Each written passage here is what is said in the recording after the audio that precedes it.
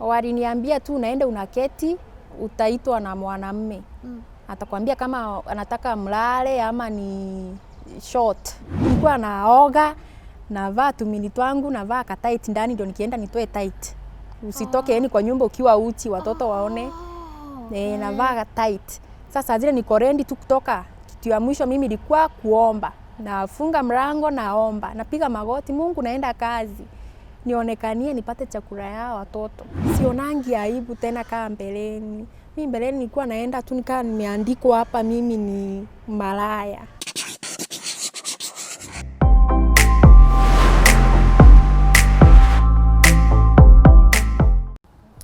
Hello, welcome to Tuko Talks. My name is Lynn Ngugi. Now, my guest today is the true definition of your past does not define your present. And she actually defines herself as a prostitute turned gospel artist. So without much further ado, allow me to let her introduce herself. Hi Kendi. Hello. Sasa. Poa sana. Mambo. Poa sana. Uko poa? Kabisa. Hebu introduce. Mimi naitwa Francesca Kendi. Ama Kendi Kamundy ya usanii. Mimi ni mama, single mom ya watoto wawili. Uko na watoto wawili? Yes, I'm blessed. Amen. My son ako 13 years old na my daughter 8 years old. Yes. Nimesoma mpaka class 6. Yeah. Wewe ulipata ile maziwa ya Moi? Yeah, hiyo time tulikuwa tunapewa. Na najua life yako haijakuwa rahisi. Life yangu haijakuwa rahisi. Nimepitia mengi sana. Mimi ni second born kwetu. Tuko watoto 7. Wazazi wetu walikuwa walevi sana sana sana, mama na baba. Sasa hawakutuweza kutulea vizuri, kutuchunga. Mpaka ikafika mahali kila mtoto anaenda kuishi kwa jirani, jirani ndio apate hata chakula. Mimi hata hii kufika class 6 ni juu tu ya shinda, nilitamani sana kusoma niende mbali. Lakini ulevi ya wazazi ikazuia. Yes. Nikaenda kuandikwa house girl Nairobi. Nikafanya ile kazi ya house girl. Mwishowe nikarudi home. Home sana ni Meru. Nikarudi Meru sasa. Hapo sasa unaona nimerudi nikiwa mrembo, si ile ya vile nilitoka home na mashinda. Nikamit baba my son. Nikapata mtoto wangu 206. Na sasa wakati nilikuwa na mimba nilipitia shinda mingi sana juu unaona sasa nimetoka Nairobi bado sina kazi. Nimepata mimba. Kuna huyu aunti yangu alikuwa anapika pombe. Akaniambia ningetaka uanze hii kazi ya pombe uweze kulea mtoto. Nikaambia aunti sawa. Akaniambia tafuta 600. Sasa mimi nikaenda tena kuandikwa house girl mwezi mmoja. Nilipata kazi ya kwa Wolia. Nikaandikwa ilikuwa 1 month 1200. Ile kazi si kukaa sana juu ya hii mambo za mimba kusumbua. Wale watu nilikaa nusu mwezi. Wakanifukuza, wakaniambia na wasumbua usiku hawalali, kelele ya kungorota, kuongea usiku. Wakanipea ile 600. Nikaenda kwa aunti nikamwambia ndio hii sasa tuanze ile pombe. So kazi ya pombe ulianza ukiwa na mimba? Nilianza nikiwa na mimba mpaka nikapata mtoto.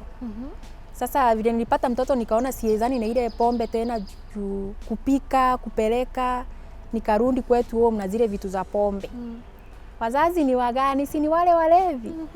Sasa naeka sukari usiku. Wazazi sijui walikuwa wanaamka saa 9 ya usiku, ile asubuhi ama ni saa 10 wanakunywa ile pombe yangu kazi sijapika. Sasa mimi nikiamka hapo kitu 6 kupika nakuta mitungi ni empty. Wazazi wangu sawa wakanimaliza hivyo. Shinde ikazindi sasa kabisa. Unaona sina kazi sasa. Kuna wasichana wawili walikuwa ni wa huko kwetu Meru Kambakia. Nimetoka Kambakia. Wasichana wawili wakaniambia Kendi tunaona shinde imezindi. Acha tukuonyeshe vile huwa tunafanya ule mtoto. Nikawaambia sawa. Wakanifunza kuenda town. Hii inaitwa aje kuwa prostitute. Hiyo kazi ya umalaya sasa. Hiyo ya umalaya. Wakanifunza pale Meru makutano. Waliniambia tu unaenda unaketi, utaitwa na mwanamume. Atakwambia kama anataka mlale ama ni short. sasa mnasikizana pesa. Ni hivyo ndivyo walinifunza. Na pesa ilikuwa kaa ngapi? Hiyo time kulala ilikuwa 1,000. Ama 2,000 sasa ikipanda sana. Na 400-500 short. Okay. Nikafanya pale Meru. Kuna huyu msichana alikuwa sasa anaishi na Nakuru, akakuja kujua nafanya hii kazi. Na yeye sijui kama alikuwa anafanya ile kazi huko, akanikujia kwetu. Akaniambia, Kendi, nataka tuende kwangu. Nikamwambia sawa na sitaacha mtoto. Nilifikiria anaenda labda kuniandika house girl. Kuenda ule ikuwa kuandikwa house girl. Alinifunza ile kazi. Juu vile tulifika Nakuru kesho yake akaniambia, ile kazi ulikuwa unafanya Meru ndio nataka nikufunze huku. Akanifunza. Siku ya kwanza akanipeleka Nakuru town, akanionyesha mahali naweza ingia nitafutie pesa. Na siku ya pili, sasa siku ya tatu akaniambia vile nilikuonyesha unafanya hivyo. Nikaendelea kufanya hivyo. Yule mama kukaa Nakuru sana, akaenda Nairobi. Nikabaki sasa Nakuru na mtoto wangu. Nikavumilia, nikaendelea sasa. Wow.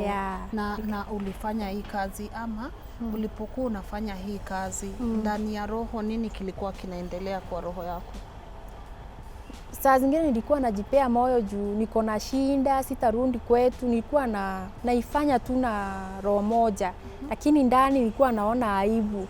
Juu nikiwa pale kwa street, watu wengi walikuwa wananiambia, "Ukai hii kazi, unakaa mrembo, ufai hii kazi." Na by the way nikiwa kwa hiyo tu kazi nikapata mwanamume.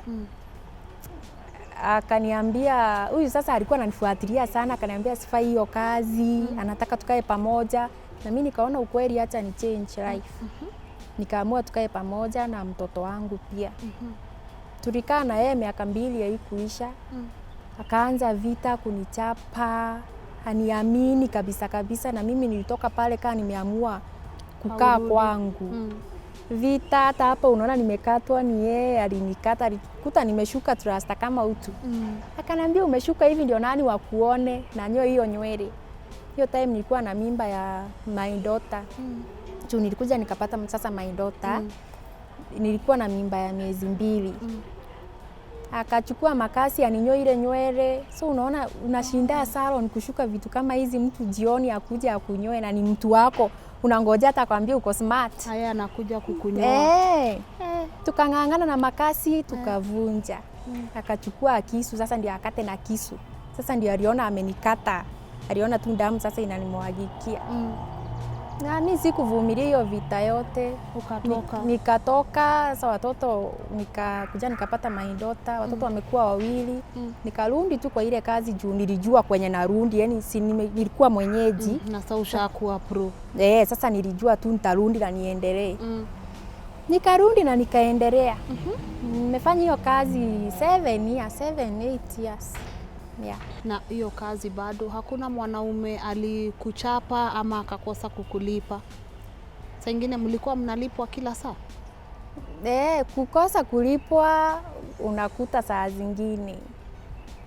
Kuna mwenye unaweza enda uitishe pesa kwanza, anakuambia nitakupea tukishamalizana, kwani tuko wapi na tuko hapa. Sasa wewe juu ya shinda zako unaona acha tumalizane kwanza. Sasa mwisho anakuambia, Lana alikwambia kitu inauzangwa, toka kwa room yangu uende. Sasa utafanya aje na unaogopa kuchapa, unaenda tu unatafuta mwingine na ngojea kupata mwingine. Kuna siku ilikuwa late kitu saa 9 ya usiku. Huyu nikiwa kando ya barabara mtu akaniita, alikuwa kwa gari. Akaniambia kukaa hawa ni pesa ngapi? Nikamwambia 1000. Akaniambia sawa, ingia kwa gari. Akanipea ile 1000 yangu. Huyu mtu alikuwa anakula popcorn na alikuwa anakunywa hii Lucozade, hii inakuwa kale ka 50 kako na kastro kando. Akaniambia hizo vitu ziko na competition na anataka kuwin. Amekunywa mingi sana na jawin. Na anataka kuwin. Sasa akanipea yangu moja na yeye yake. Sasa mimi mwenyewe ndio nilijitolea hata straw pale kando na nikajidungia. Kuizip tu hivyo nikasikia ni kali. Nikamuuliza kwa nini ni kali, na my daughter alikuwa anafunga shule na hii kitu ilikuwa tamu sana. Akaniambia labda niko na usingizi ama mdomo ni chafu, ni asubuhi. Hey, nikakunywa ile kitu na sijui kaa ni nini, nikakunywa tu ikaisha. Kuisha mimi hapo ndio sijui ilikuwa kudragiwa. Hapo ni sijui kulienda aje, sijui alinifanyia nini, kitu 6 hapo ndio marafiki walinikuta kando ya barabara. Wakati wasichana walikuwa wanauawa sana na Nakuru. Na hiyo time hata tukikutana na huyu mtu nilikuwa nimevunjika mkono, nilikuwa na plasta hapa mpaka hapa. Sasa sijui alinihurumia kwa nini, sijui alinifanyia nini. Mimi kitu nilifanya tu, kama amenifanya bila CD, nilimeza tu dawa za kuzuia mimba. Juu singetaka mtoto sijui baba ni nani. Lakini saindi ya ukimwi si kuzuia kitu yote. Sijui kama nia yake ilikuwa kuniua ama juu nilikutwa tu kando tu. Na pesa hakuenda na ile dhao yangu. Alikuachia? Ilikuwa tu kwa mfuko. Sasa sijui alinifanyia nini. Kwa hivyo challenge zilikuwa mingi sana huko. Challenge gani nyingine ulikuwa unapitia? Tuseme hiyo ni kubwa. Juu nikifanyiwa hiyo wenzetu hata walikuwa kwa mochari hawajazikwa juu hiyo kuuawa. Hiyo ndio challenge kubwa sana kwangu. Na ukitoka hii kazi, halafu unarudi kwa nyumba, unaona watoto wako wanakuuliza mami umetoka wapi? Hawakuwa wananiuliza, lakini waliishi kuniambia mam, tunataka kuenda kwa ile kazi unatuambia unafanya ya hoteli. Watoto walijua nafanya kwa hoteli. Sasa my son juu ni mkubwa alikuwa anasumbuka sana. Mam, utaitupeleka lini? Unatuletea masausages, makebab. Tunataka kuona huko unafanya kazi. Sasa siku moja nikaamua nifanye ka trick ndio waache kunisumbua. Nikaenda ile hoteli, nilikuwa nakunywa chai sana usiku. Nikawaambia nataka nilete watoto wangu, nijifanye nafanya hapa. Ni wasavu, mtaniruhusu tu ni wasavu. Wale wakaniitikia. Sasa ikiwa on Sunday nikaambia watoto wangu, mmenisumbua sana, kujeni leo tuende kwenye nafanya kazi. Walifurahi sana. Tukafika kwa hoteli, wakaketi, nikawaekea chips, nikaenda pale jikoni, nikawaekea nikawaserve chips na soda, nikawatolea kwa fridge, nikawapea. Sasa watoto waliamini mama anafanya hapo. Na tukarudi home. Kwa siku ulikuwa unalala na wanaume kawa ngapi?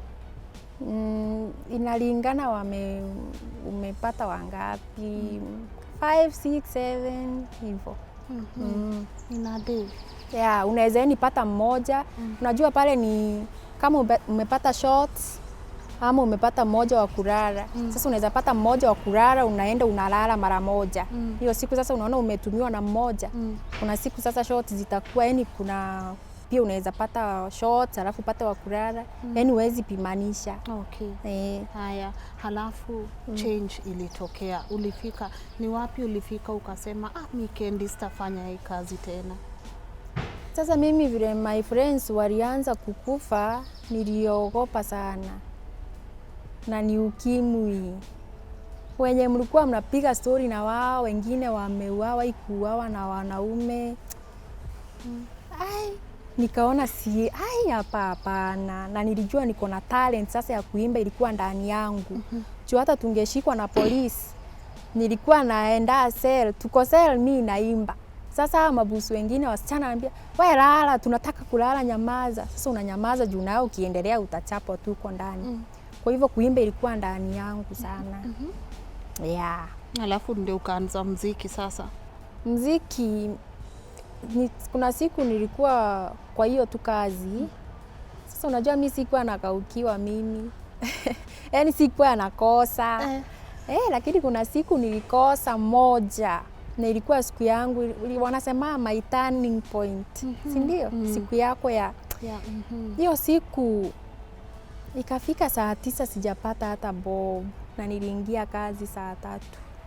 Saa 9 ya usiku mimi Kendi bila kitu. Wenzangu tu wanaenda kazi. Umeachwa tu. Mimi hakuna mwenye ananiona. Ikafika hapo saa 9 nikiwa tu nje kwa kando ya barabara. Sijui ni sauti yenye watu wanasema sauti imewaongelesha. Mimi sijui nini iliniongelesha, nilisikia tu sauti si kama yenye tunaongea na wewe. Ilikuwa tofauti sana. Nikasikia naambiwa kuanzia leo, yani leo ndio siku ya mwisho kukuja kwa hii kazi. Nataka utumie ile talent nilikupea ya uimbaji. Nikashindwa ni nani, ni nini. Nikaamua kufuata hiyo. Juu pia mimi nilikuwa nimechoka pia na kuenda hii kazi. Hapo sasa kesho yake sikuenda kwa kazi. Sikuenda huko town. Nikauza vitu zangu za nyumba. Nikaanza kuuza sasa. Kuna dada yangu ameolewa huku Nairobi, Kayole Junction. Nikamwambia tutafutie kanyumba tukuje tuishi huko na watoto wangu. Sasa nikaona juu nimeamua kuchange maisha, acha niondoke na Nakuru. Ndio hata nisione wale marafiki nini, na nikachange namba ya simu. Nikauza vitu zangu za nyumba, nilikuwa na vitu expensive sana. Nikaziuza, nikaenda Nairobi, nikatafuta single room, nikakaa pale na watoto wangu na nikaweka kazi ya kibanda ya mboga. Okay.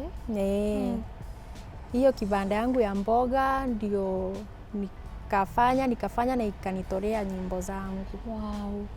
So ukaanza kutunga tu tuimbo nilikuwa nato twingi juu tulikuwa tunanikujia nikiwa mahali yote. Naweza kuwa nafua kawimbo kanakuja na kimbia na karekond. Saa zingine naweza kuwa tu kwa street kanakuja na karekond. Twangu tulikuwa tunakuja kila mahali. Saa zingine hata kwa gari mpaka watu wanaona nikaa ni nini huyu. Sasa umeng'ang'ana unajaribu ku sasa ni wimbo zenye nilikuwa nazo, kuna moja ilikuwa ya kusema asanti. Hiyo nilijua tu siku moja nitawahi imba hiyo wimbo. Inaendaje? Ni ya kwanza inasema nakupenda Mungu, naimba na Kimeru. Hebu tuimbie.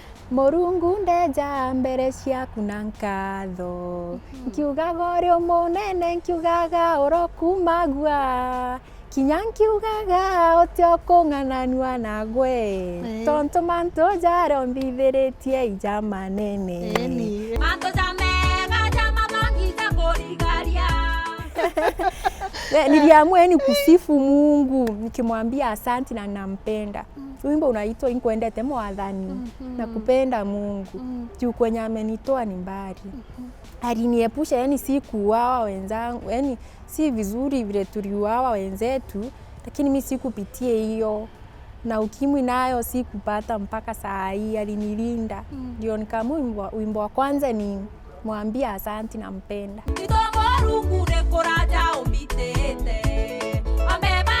Ukiongea na Mungu saa zingine mnaongeanga kuhusu nini? Kitu ya kwanza tu naanza nayo ni kumshukuru kwanza.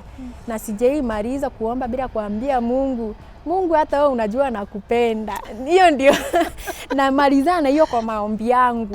Yaani naongea na Mungu kama rafiki yangu. Unaweza kuta nikiomba na muendea na nikiwa serious. Alafu hapo kwingine nayo nikimalizia tu naongea na Mungu kama rafiki. Juu ananitimizia maombi na ananisikiza kuliko marafiki wa dunia. Na nikimuelezea na hizo jokes zangu na nikiwa serious, aniaibishi, ananisikiza na ananitimizia. Amen. Sasa naongea na yeye kama rafiki.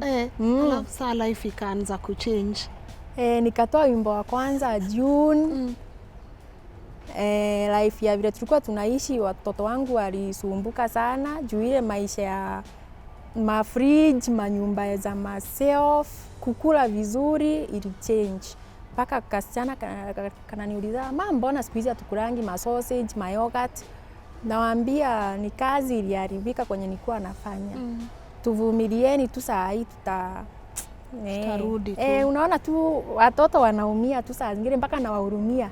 Lakini hawajui ni furaha yangu kutoka kwenye nilitoka. Pole. It's okay. Watoto wanaona wao shinda yenye wanapata hawapati sausages na yogurt. Lakini mimi nashukuru.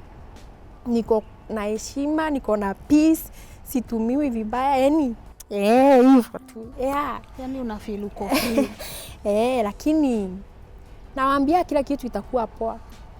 tutakula hizo vitu tena. Kuna siku nani maisana alinigeukia sana na hizo maswali. Nikamuuliza hizi mafriji nani alikuwa amenunua? Ni wewe mama. Hizi vitu mzuri mlikuwa mnakula nani alikuwa analeta? Ni wewe mama. Nikauliza huyo mama ako bando? Wakaniambia nikamwambia basi nitawapea tena na tena. Amen. Lakini sasa kwa njia nzuri. Juu watoto wako wanajua. Sasa saa hii nitawapea na njia mzuri juu mimi najua nilichange ni njia mzuri sasa. Sasa una feel nini kwa roho? After changing nasikia niko na kitu moja nasikia niko nayo na nafurahia. Ni heshima. Sionangi aibu tena kama mbeleni. Mimi mbeleni nilikuwa naenda tu nikaa nimeandikwa hapa mimi ni malaya. Lakini siku hizi naenda tu straight, yani sina uoga. Saa zingine uko unaambiwa unakutana na mtu anakuambia madam angalia juu uko hivi tu unakaa nikaa kila mtu anakujua wewe ni nani. Lakini siku hizi niko na shukuru Mungu amenipea heshima kwa maisha yangu. Naheshimika. Yani niko na peace pia. Na hiyo jina uitwi tena? Na jina siitwi tena. Siitwi, nilipanguza hiyo jina kabisa. Amen. Yes. Amen. Na saa hii music umefikia wapi? Saa hii music bando na ng'ang'ana nayo. Nashukuru Mungu. Dream yangu ilikuwa sana kuonekana kwa TV nikiimbia Mungu. Na nikisema makubwa ya Mungu ifikie wengi. Watoto wangu walijua mam ni muimbaji juu nilikuwa naimba saa zingine nikiwa kwa nyumba. Wananiuliza mam tutakuona kwa TV lini? Sasa nilikuwa nawaambia siku moja itafika. Sasa hiyo watoto wangu wameniona kwa TV, wamechoka. Wamechoka kabisa. Maromba tigeni mbwera ntoba morungu jeinya mono. Kwa wimbo watu wanaweza kupata aje? Kwa wimbo YouTube, niko YouTube. Naitwa Kendi Kamundy. Niko na nyimbo zangu pale. Zinashukuru Mungu kabisa. Na najua watu wa Tuko wataingia hapo wa watch, si ndio? Na kawaida njia ya kunisupport juu yani kuna wenye wanataka kusupport na hawezi fikia kukusupport. Ukiona ukifika pale YouTube tu uguze subscribe tu iko sawa. Niachie comment ya encouraging ndio pia unajua ukijua watu wanakusupport kwa kenye unafanya una feel poa na unafanya vizuri zaidi. Ukweli. Na Kendi najua wewe ulitoka lakini bado kuna wasichana wako hapo. Na unajua hii kazi huwezi anza kublame mtu anaifanya ajili ya nini. Kila mtu ako na sababu zake za kufanya. Ungetaka kuambia nini ya wasichana? Najua wako na wengine ni friends zangu FB. Juu vile tulikuwa friends bando siku wa delete vile niliokoka, isipokuwa nilichange namba yangu ya simu tu. Juu siwezi taka simu zingine zinipigie za kuulizwa na wanaume uko wapi. Unaona sasa nilichange namba. Lakini wale friends wachache niko nao FB wananiendea message wananiambia Kendi tuombe pia sisi tutoke huku. Mimi sana sana huwa napenda kuomba na wao. Na naambia mtu pia aombe. Na unajua kwa kila kitu unapitia unaweza jitoa wewe mwenyewe. Usiangalie watu kwa ile hiyo shinda unapitia. Usiangalie vile watu wanasema eti huyu ni malaya, huyu ni mwizi. Wewe jiangalie wewe na ujiamini, utatoka hapo siku moja na utatoka. Na utatoka kabisa. Hakuna kinyewezekani kwa Mungu. Wewe tu hata kama unapitia gani, usisahau Mungu si mwanadamu. Muombe tu. Maombi ni kitu ya muhimu sana. Juu mimi hata nikienda town nilikuwa napiga magoti kwanza kwa nyumba. Ngoja Sijaisahau Mungu. Nilikuwa napiga magoti, nilikuwa naoga, navaa tumini twangu, navaa ka tight ndani ndio nikienda nitoe tight. Usitoke yani kwa nyumba ukiwa uchi watoto waone. Navaa tight. Sasa zile niko ready tu kutoka. Kitu ya mwisho mimi ilikuwa kuomba. Nafunga mlango naomba. Napiga magoti, Mungu naenda kazi. Nionekanie nipate chakula ya watoto. Na nikienda Mungu ananibariki. Juu siwezi sema ni shetani alikuwa ananipea zile pesa juu kazi si poa mbele za Mungu, lakini pia Mungu anaweza kukuonekania ndio siku moja kuwe na ushuhuda kesho. Amen. Na ndio ushuhuda sasa. Ndio mimi wengi wananijua. Police station ya Nakuru inanijua. Yaani walinishika wakachoka. Kai. Mpaka saa nyingine wakiona tu wanakuacha tu. Mpaka saa nyingine nilikuwa nimemake friends na police juu walikuwa wanaona mimi ni msichana mzuri. Anakupigia simu anakuambia mwale tunakuja. Yaani uondoke. Wow. Najulikana. Kabisa sana. Na sasa ni vizuri watu wanakujua pia na ushuhuda, si ndio? Kabisa. Maneno ya mwisho ungetaka kuambia anayetazama? Maneno ya mwisho hapa ni kwa Mungu, hakuna kenye haiko kwa Mungu, na Mungu ndiye kila kitu. Mungu ndiye upeana. Usililie wanadamu eti nini uko na shinda, umelemewa. Jikaze, ujiinue kidogo, na wakiona vile Mungu unajua ukijiinua kidogo Mungu atakushikilia na akuinue zaidi. Sasa wale wanadamu wataanza kukushikilia hapo. Juu sasa kama mimi saa hii ningelilia watu nisaidie nitoe wimbo, unalilia maproducer nini, lakini si kufanya hivyo. Nilijikaza mimi mwenyewe. Nikaweka kibanda yangu, nikalipa producer polepole. In fact mwenye nilifanyia wimbo yangu wa kwanza Dead Records. Nilienda na watoto wangu. Nikamuongelesha. Nikamwambia mimi sina pesa, naomba unifanyie wimbo na nitalipa polepole. Nilikuwa tuna 2,000. Na kwa Dead Records nililipa 12,500 audio. Dede sijui kama alinihurumia juu ya watoto. Akaniambia sawa, nilirekodi wimbo saa hiyo. Na ni hivyo wimbo yangu wa kwanza nilifanya na watoto wangu kwa studio. Siku yangu ya kwanza kuingia studio. Kwa hivyo ni wewe ujishike, wewe mwenyewe ujiinue. Na wale wakiona bindi yako wenzako watakushikilia kabisa. Kweli. Na Mungu na yeye usiwahi sahau Mungu kwa kila kitu unapitia. Eka Mungu mbele. Na ndiye mwenye kila kitu na atakuonekania. Na pia kila mtu ako na second chance, si ndio? Kabisa. Unajua kama uko alive, haujafika mwisho wa maisha. Haujafika mwisho. Leo unaweza kuwa chokora, unalala chini kwa mtaro, watu wanapita, unawaomba hata 10 wanakutusi ama wanakuangalia tu wakipita. Lakini Mungu atawastua siku moja. Atakuweka mahali hawata imagine ni wewe. Tu mimi kuna wenye wananitumia friend request, saa zingine kama sija accept wanaenda messenger. Ni wewe, yani huyu ni wewe, kwani nini ili happen? Mungu atafanya watu washindwe, huyu ni wewe. Amen. Yes. Amen. Asante sana Kendi. Karibu. Asante kwa kukuja na asante kwa ushuhuda wako. Na kama umetuwatch, please kimbia hapo YouTube ya Kendi, uwatch wimbo yake na umwambie Tuko wamekutuma hapo, si ndio? Thank you so much for watching. Remember you can always share your story with us. And once again Kendi, asante sana kwa kukuja, sawa? Karibu. All right, thanks. Thank you. What is wrong, honey? I got scammed at the market. This wouldn't have happened if you used Gigi. Gigi is a huge online marketplace where you can buy and sell goods such as cars, smartphones, or even houses. Gigi is absolutely free. Gigi! Wow!